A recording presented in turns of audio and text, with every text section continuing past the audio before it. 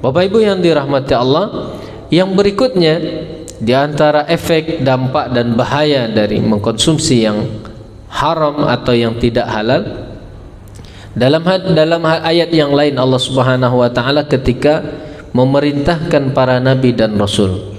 Kalau tadi seruannya ya ayuhan nas, wahai manusia, diseru semua manusia. Dalam ayat yang lain Bapak Ibu yang dirahmati Allah, Allah menyuruh khusus para nabi dan rasul dalam surah Al-Mu'minun ayat 51. Kata Allah, ya ayyuhar rusul, wahai para rasul, para nabi, para rasul, kulu minat thayyibati wa'malu salihah. Makanlah oleh kalian yang halal lagi baik dan beramal solehlah. Bapak Ibu yang dirahmati Allah, Imam Ibnul Katsir ketika berbicara tentang ayat ini dalam tafsir beliau mengatakan ayat ini Allah perintahkan para rasulnya untuk mengkonsumsi, memakan sesuatu yang halal, dan juga Allah perintahkan para rasulnya untuk beribadah dan beramal soleh. Kata beliau, apa hikmahnya Allah gabungkan perintah memakan yang halal dengan perintah beramal soleh? Kulu minat thayyibat wa'malu salihah.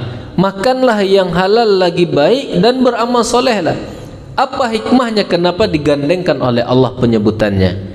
Kata beliau, karena makanan yang halal insya Allah akan menjadikan seseorang bersemangat dan kuat dalam beramal soleh, dalam beribadah kepada Allah. Dan begitu pula sebaliknya, ketika seseorang banyak mengkonsumsi sesuatu yang tidak halal, yang haram, maka akan terasa berat baginya untuk melaksanakan ibadah dan amal soleh.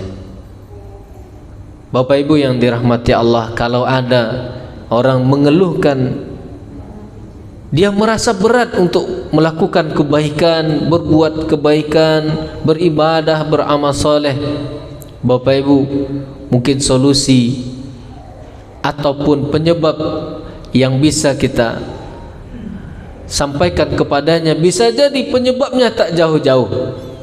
Salah satu yang butuh kita lihat adalah jangan-jangan ada sesuatu yang kita konsumsi itu bercampur dengan yang tidak halal.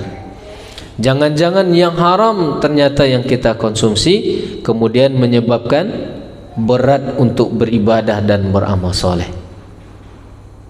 Jadi memang ada kaitannya antara semangat beribadah dan beramal soleh dengan konsumsi yang halal lagi baik, serta beratnya seseorang, tidak bersemangatnya seseorang berbuat kebaikan dan beribadah kepada Allah dengan konsumsi yang haram. Dia berbanding lurus. Semakin sering mengkonsumsi yang tidak halal, semakin berat beribadah kepada Allah. Semakin kita jaga yang kita makan dan kita konsumsi hanya yang halal saja, insya Allah ibadah terasa ringan dan insya Allah juga akan lebih bersemangat untuk berbuat kebaikan.